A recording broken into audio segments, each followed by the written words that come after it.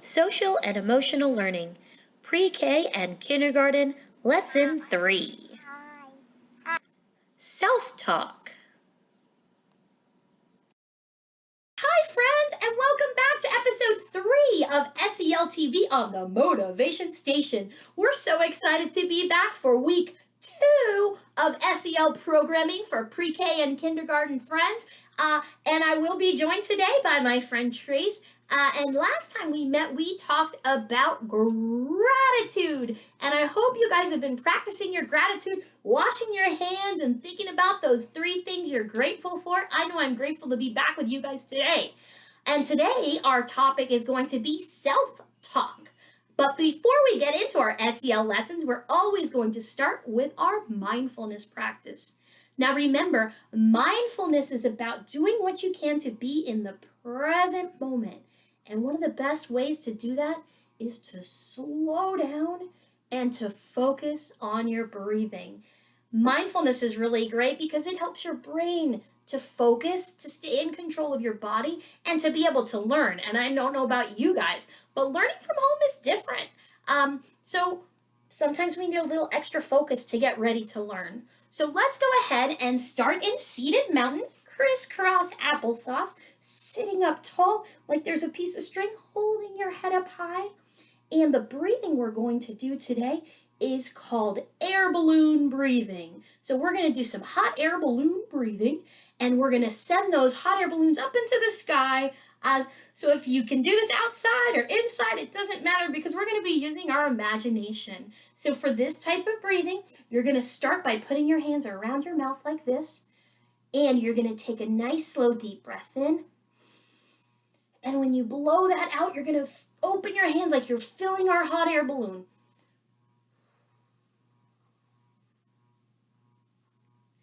Once your balloon is full, you're going to push it gently up to the sky and watch it go, go, go. And once you think it's as high as you'd like, we're just going to rock a little gently back and forth, watching it go, watching it go. Then we're going to make another one. Hands to your mouth, deep breath in, blow it out slowly. That balloon is full, send it gently up. Watch it go, watch it go. And rocking a little, watching it gently, watching it gently. Last time, hands to your mouth, deep breath in, blowing out. Send it up, watch it go, and watching it slowly, watching it slowly. I love pretending. Trace likes to pretend like his hot air balloon goes up really high. You'll see. We're going to go ahead and take it out to Trace and I so we can do it all together. Today for our mindfulness practice, we are going to do hot air balloon breathing. And we start in seated mountain, sitting crisscross applesauce, nice and tall like there's a piece of string, holding your head up high. And then we're going to put our hands to our mouths. Take a deep breath in. Breathe out slow. And send the balloon up. Watch it go. Watch it go. Watch it slowly. Watch it slowly. Let's make another one. Breathe in.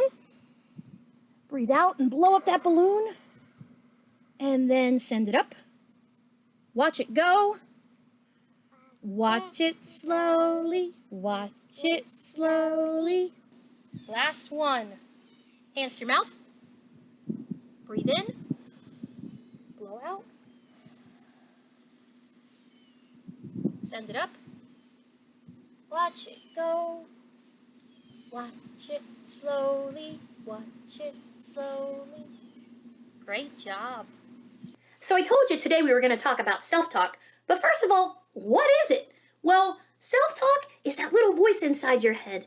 It's your thoughts. It's what's going on that nobody hears but you. So for example, I could see this potato chip, and my self-talk could say, "Yummy, potato chips are delicious."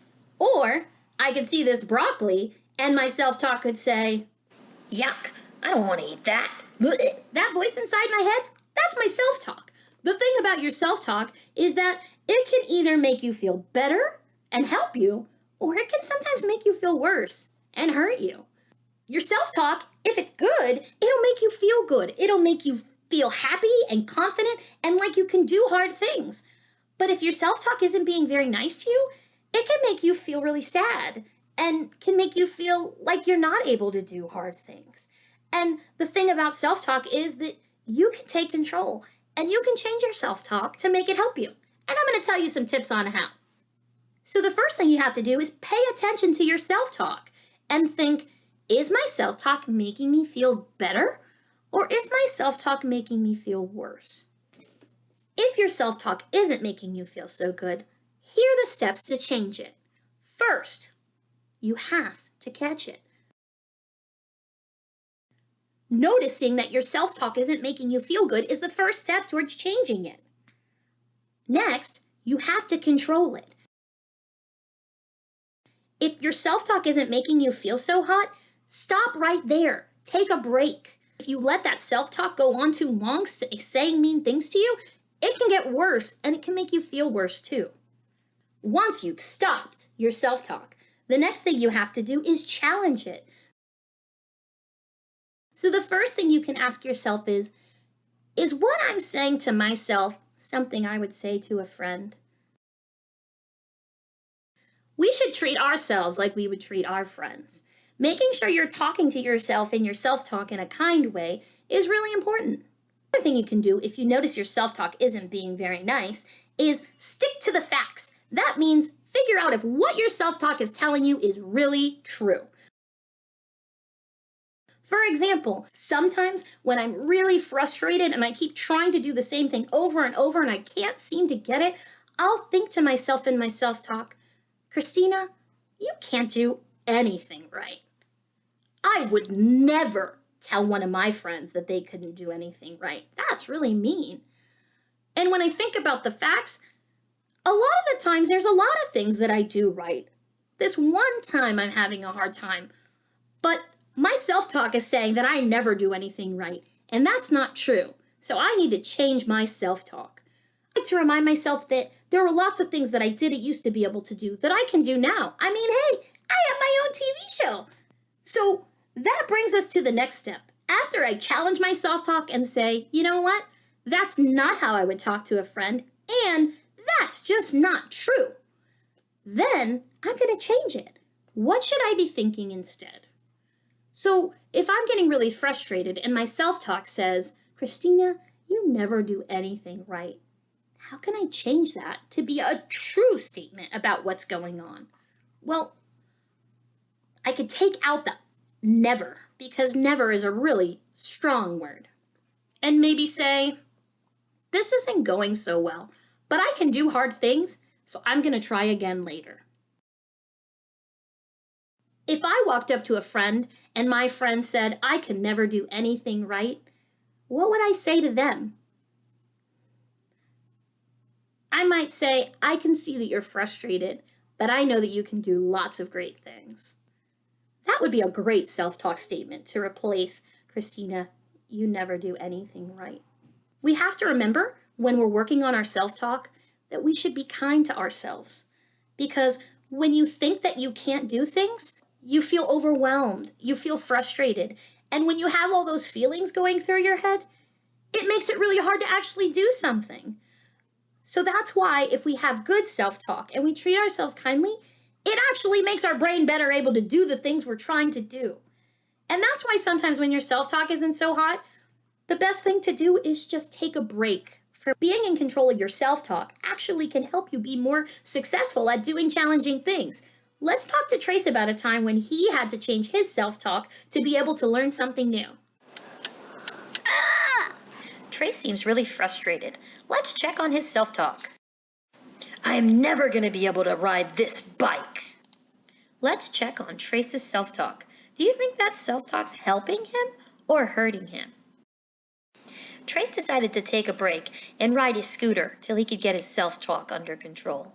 Riding his scooter reminded Trace that he can do hard things. He decided to think, I've totally got this.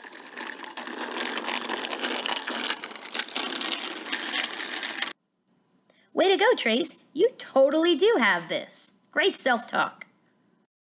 Do you know how to ride a bike? How did you learn? Was it easy or hard? So what happened the first time you tried? It was hard. And so what did you do? I worked on it a lot. And did that help you? Yes. Did you want to give up sometimes? Yes. Yeah. Did you? That's when I tried to do my bike. Okay. And so sometimes did you have that voice in your head that said, I can't do this? Yes. Yeah. And did that help you learn to ride a bike? No! So what did you have to do? What did you have to say to that voice? Huh? Go away! Now, to end our session, we are going back to our mindfulness practice. So we're going to do our hot air balloon breathing again. So we are in seated mountain. That means we're sitting crisscross applesauce. Nice and tall, like there's a piece of string, holding your head up. And we're going to do 3 rounds of our hot air balloon breathing. All right? Hands to your mouth. Breathe in. Blow out.